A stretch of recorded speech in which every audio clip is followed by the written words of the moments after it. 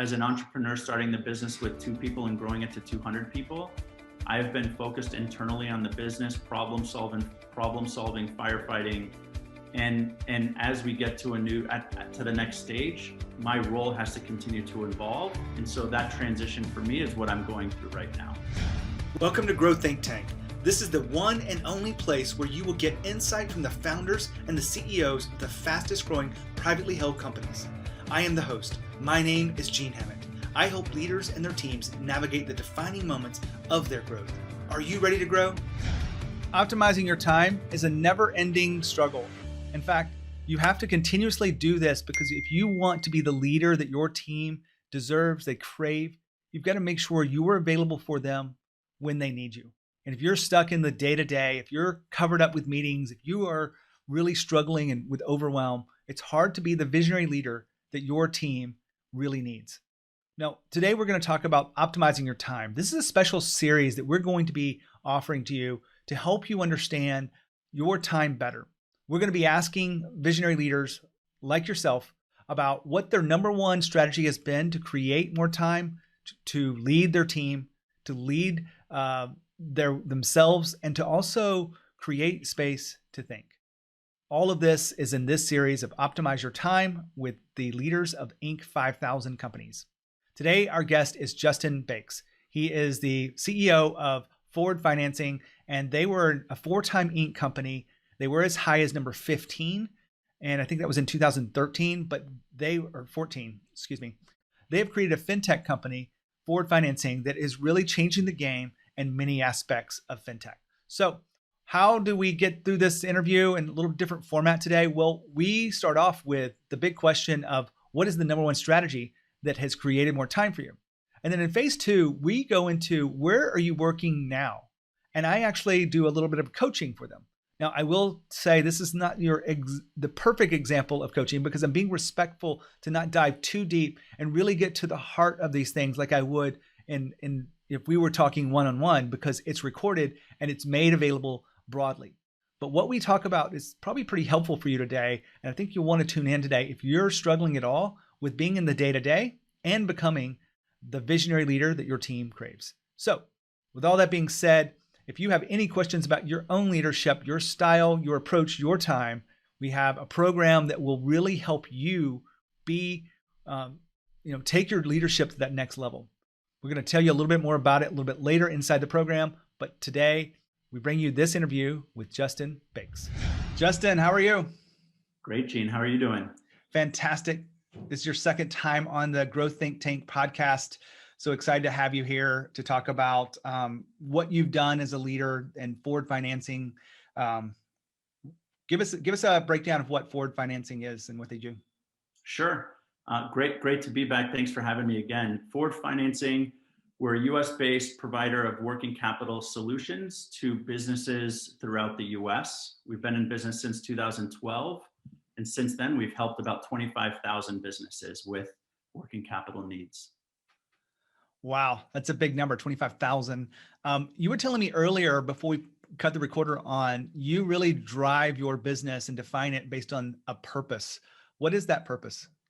Sure, it's really important to us. It gets all of our folks behind it. But for us, what we do every day is to build a world-class fintech company so that our people and our customers can achieve their full potential. And that's just something we want people to align with. We want people to run to work in the morning to do, and it's been really nice for us. It's something I'm very passionate about.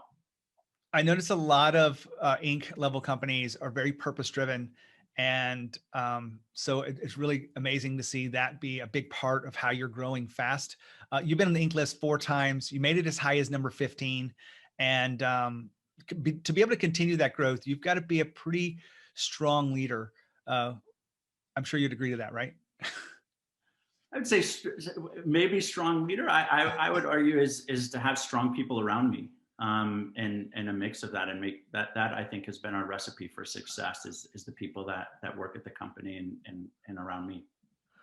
Well, that's another theme that plays out on the podcast, and we talk about the importance of putting employees first so that we can serve customers. So as this title of the show kind of is around a series of interviews around optimizing your time as the CEO, what has been the number one strategy that you have seen make an impact on your time to serve your team and grow the business? I think for us, the number one thing we implemented was a framework, a meeting framework. A lot of it came from the Patrick Lencioni death by meeting, but we're very rigid and regimented around the framework that we do. So every Monday morning, we hold a weekly tactical meeting with our leadership team. It's an hour long where each member goes around, updates, and then the second half, we review quickly KPIs, and then we problem solve. Then the rest of the week, we do daily 10-minute check-ins at 9:20 a.m. And that really gives me and the others on the leadership team a sense of key accomplishments yesterday and then what the plan is for today. And it really helps alignment. And so I think from a time perspective, effectiveness, that's been huge for us. I'm kind of curious, before you put that into effect, what did those meetings kind of look like, and why weren't they as efficient as this new framework? They weren't necessarily, it's not efficient because they weren't necessarily happening. The beauty of process and framework is it creates accountability and discipline. And when we didn't have it, it was when issues arose and they were almost at a breaking point and we were firefighting versus proactive around it. And so the communication would happen, but definitely not at the quality that we're doing now. Well, I can attest to that. Consistency is a big part of all of our lives as leaders and as people. We've got to be consistent at home. We've got to be consistent with our workouts. We've got to be consistent with the way we lead people. But having meetings, yeah, it does help. It's kind of like when I learned when in college, going to class actually helps. Yeah, it does. Well, it's kind of like having meetings helps, but making sure that they're effective is the next stage. And so that's something that we're working on every day is assessing the meetings and making sure that they're most effective because they're expensive when you pull people out daily or weekly on them. Let me ask you one more question on this meeting framework. When you put it into place, I'm sure it wasn't perfect the first time. You're probably pulling things from Patrick's work and maybe some other people's approach to meetings. How often are you revisiting the structure of the meeting so that you can continue to improve that, or maybe you're not doing that? I'm just kind of curious. Yeah, I think I always want to be improving things and reassessing. The cost to that is removing consistency. So we've really been consistent, I would say, over the past 2 years with this meeting framework. We've tweaked with the time commitment. I will say not everybody is a fan of saying that we're going to have a meeting every day, every morning across the leadership team. It's something that we had to get buy-in. But after one or two, everybody was excited to have it. We saw great success. So haven't really changed. And I think we've benefited more from the consistency versus changing constantly. All right. So that's what has really moved the needle for the company and created more time for you. Now, you've got 200 employees, you're continuing to grow, you're continuing to push the boundaries, rebound from this whole COVID time. Justin, what is the one area of your life or your time that you're struggling with right now? I think that for me, the COVID, and we're still in it, frankly. This time in COVID has forced me to be very internally focused. We've had to really focus on the business because our small business customers were the ones that were impacted the most by the shutdowns. They're the ones that are struggling, and we've had to be there to help them get through it, which I would say we've done so successfully for the most part.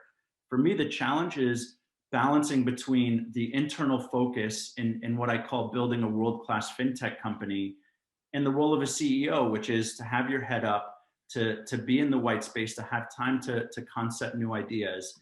And so that balance, especially now in a time of crisis, has been a struggle. And one thing I'm really focused as we get to the end of the year and look forward is to really kind of adjust that balance so that I do have my head up and am looking forward and creating some more of that value for the business.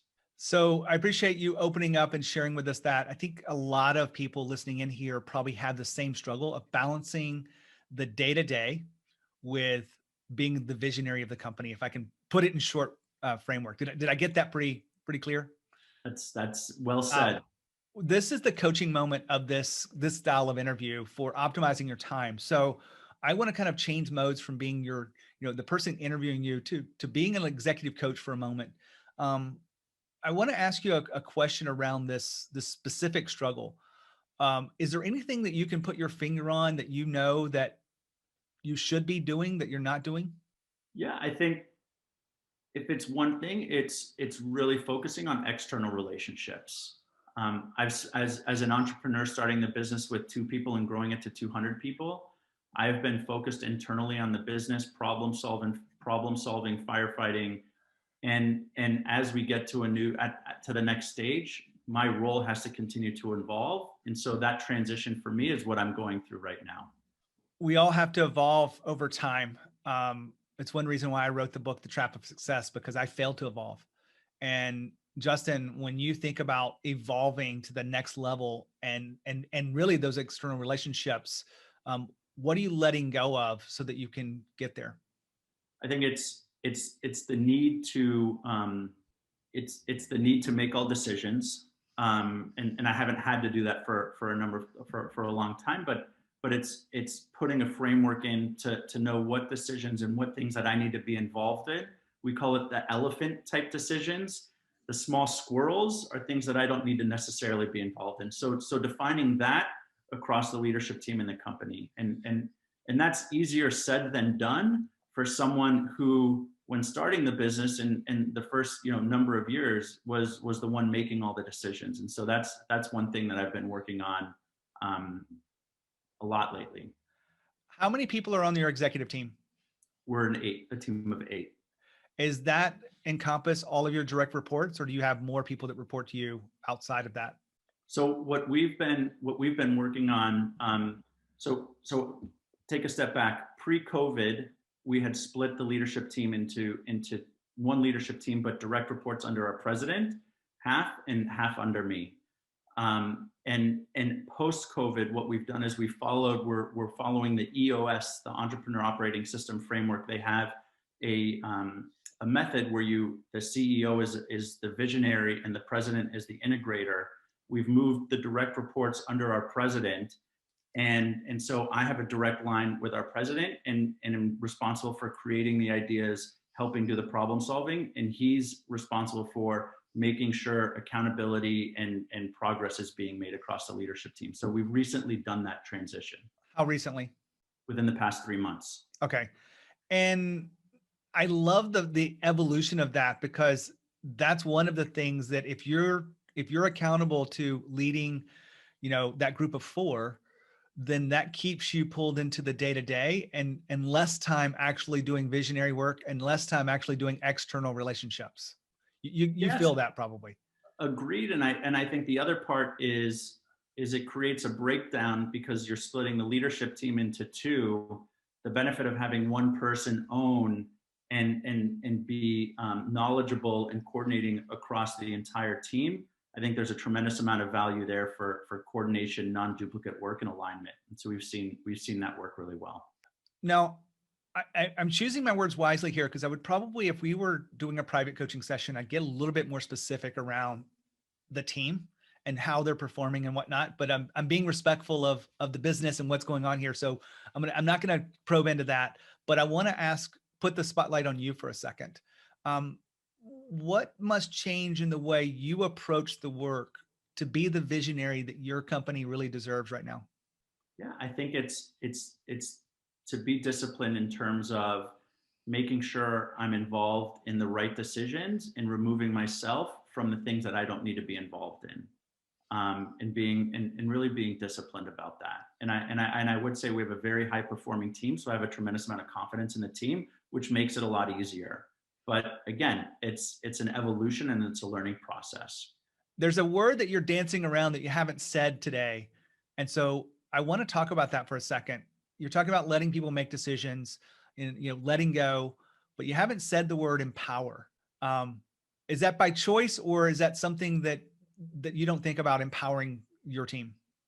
Oh, I think that's assumed with a team making decisions and elevating, that's empowering them to make the decisions. That I think that's the crutch of it all. To have a high performing team, to have a motivated team, they need to have a sense of responsibility. They need to feel empowered. They need to build self confidence. And if me as a CEO am in and making all those decisions, that development doesn't happen, and the company does not continue to elevate. So that's something that we are working on every day. It's feedback that we've all talked about and problem solved, and something that I think is really important. One of the things that I found that gets in the way of empowerment is really this idea of failure. I'm sure that you've talked about this with your team about what failure is within the structure of your company. You may have even talked about why it's important. If I asked you, what's your relationship with failure, what would you say? A fear of failure. I would say there's a fear of it, and honestly, that drives me. That would be, if you ask me what's one of the key motivating factors for me, it's fear of failure, and so So the failure too is one reason why we don't empower people is because we're afraid that they will fail and that you could have helped them and been there to make it easier, make it quicker. Um, do you have any of those issues going on with your own leadership style? I think, again, that's part of the transition. What I'm embracing and have the mindset now is failing's okay, because it's a learning experience. And none of the failures, they're not going to get to a point that are going to significantly impact the company in a negative way. Those types of things I would be involved with. Our team across the team would be involved, and that's the benefit of the communication cadence and meeting cadence. So failure on certain things, it goes back to the elephants and squirrels, is on squirrels and small and medium things. Those are really the great places for learning and development across the team. I want to go back to one thing that you said, Justin, around your decision framework. A lot of the companies know that they either have a decision framework that they're empowering people to make their own decisions, own the results behind that, but they haven't put forth the either the guidelines for that keep them safe, or they are missing something else. What do you think is missing to make that more clear with your team? Yeah, I think a framework is really difficult, because, and especially in a growing company, you're breaking barriers every day. You're doing something today and tomorrow that you didn't have to face or do yesterday. So a framework, in my view, is difficult. I think there's a level of confidence in the team and watching them succeed, so that they continue um, to feel empowered to make those decisions. So is there necessarily a framework so that someone can look in a document that they can say, okay, this is a decision I can make, this is not? No, that's not the case. It's really a walk, jog, run, and getting momentum around that, and having conversations around it. And frankly, myself and our president saying, okay, we're okay with this decision. It might not be the way that we did it. We would do it ourselves, but being okay with it. And again, that builds a lot of confidence, motivation, empowerment. That's a pretty evolved leadership style, to be okay with someone doing it a different way from you, and letting them letting them kind of own their decisions behind this, and being okay with the failure, because failure is a part of the journey, and it's not just a chance to learn. It really is just the way we grow. Yeah, I would say it's, again, in terms of things that I'm working on, that is a muscle I am working on, something we're working on every day. Am I perfect at it? No.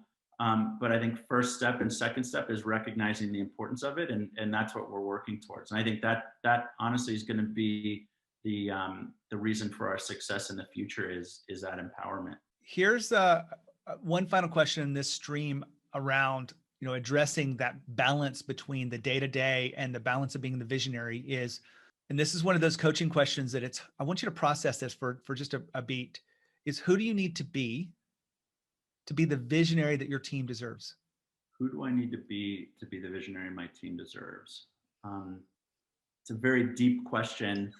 Um, I think that maybe I'll answer it in this way: is what I need to be comfortable with, and is that being involved, being busy, being in the middle of everything, um, having that feeling that I need to, being comfortable with not needing to do that. And let me maybe explain that a little bit better. Again, starting the company and growing the company, I am the center, I'm the hub, and there's spokes. Really not, and decisions and things come around me, would come around as an early entrepreneur. Now being comfortable with not being the hub for all the decisions, being busy all day, having the packed calendar, being comfortable with that in that transition is, I would say, that is what I'm going through as a leader right now. I want to paraphrase that for you a little bit, and I could be wrong with this, but you need to be confident in your team. I would say I'm confident in the team. I would Mhm. say being in white space, having white space, focus on external relationships. You don't have a success that to measure the next day. You're not necessarily crossing something off the checklist and say, revenues grew or we hit our mark this month or yes, tomorrow. I guess being comfortable with having long-term objectives and having the successes come over the long term versus being focused on immediate results. That's probably a better way to say it as Yep. a CEO. Being comfortable in that environment when I'm very used to growing a fast company and things are immediate and goals are shorter term. Being focused on the longer term, bigger things, and being confident, comfortable with getting there. Love that. I want to wrap this up with just a little bit of questionings on that white space. I think you're exactly right. You can't measure white space impact by immediate sales growth or immediate hiring of that next key executive. Um, but when you have to balance these things, when you think about creating more white space, how are you scheduling that, or how are you creating that space in your calendar? Yeah, I think so what I've done is instead of creating goals of what I'm going to accomplish with the white space, a lot of it is unknown. What I've focused on is creating a process and specific goals around things I am going to do and specific actions that I'm going to take, focused on the process and having faith that the end result will be there. Yeah. Whether it's relationships, certain relationships, and establishing those, whether it's reworking my internal calendar, those types of things. So a list of those, and being confident in the successes of the process related things it has always resulted in positive end results. And so that's how I've gotten comfortable with it, or am in the process of getting comfortable with it. Yeah, it's always in a process, right? And I like the fact that you're focused on the process. What is the one thing when you look at your calendar that you wish was different than it is today? For me, I like to think of things that give me energy and drain energy. Um, Energy draining for me is a day when I am back to back to back calendar context switching, and it's exhausting, and I feel like I am not doing the company justice in that. And so I would say that's the one thing that has been energy draining. And so that's one thing that I've been working on. And frankly, we're trying to do that across the company, because if I'm feeling that, others are feeling that, and trying to promote that within. It's exactly some of the things that I've worked in with my own life, my clients are working with. And so I appreciate you sharing this journey with me in this little coaching experience.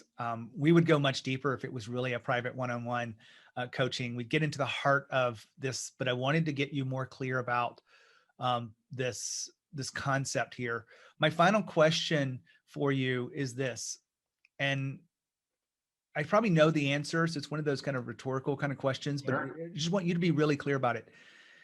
It is a challenge to be the visionary and to be a part of the day-to-day and balance those.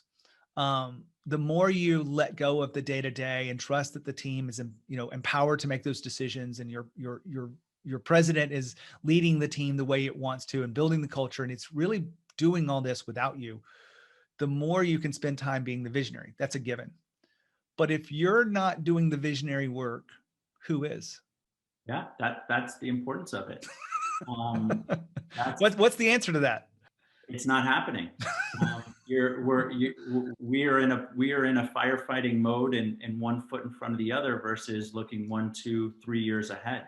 And so that's the importance of it, and what we've realized and why we're working on it.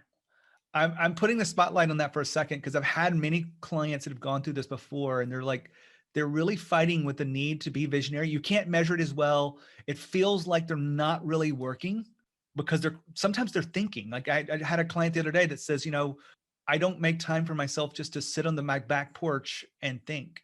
And it doesn't look like work, but it is the work as a visionary. And I asked him the same question: who's doing it if he's not doing it? And his answer was the same as yours: no one. Yeah. So that's how important it is for you to create that space to be the visionary. Look out 3 years, look around the corners, look at your competition, and all of those things don't happen unless you make that commitment. And you get that, right? Very much so. Well, I appreciate you playing with me here, Justin. Any questions you have for me before we kind of wrap this little session up? None at the moment. This has been great, Gene. Always appreciate your insight and time. So thank you for it. Well, let's wrap up today's message with this. If you're tuned in to see a little bit about optimizing your time, today we've been talking with Justin about his struggle with what really is the most important at this stage of the company. 200 employees. He's building this team. They're pretty optimized. And his job in this next vision of himself is to be a visionary and to let go of the day-to-day and step into a place where he can see beyond today and look around the corner for this. And if you're having similar struggles, I'd love to connect with you. I'd love to, probe into what's really going on, into the heart of it. This is what I do for a living as an executive coach. So I remind you that if you will have any questions around that, make sure you look up my website, genehammett.com. You can find some free resources, but more importantly, you can actually get on the phone with me and have a chat about what's going on in your world. Who must you be to be the success you want in your life? When you think of growth and you think of leadership, think of Growth Think Tank. As always, lead with courage. We'll see you next time.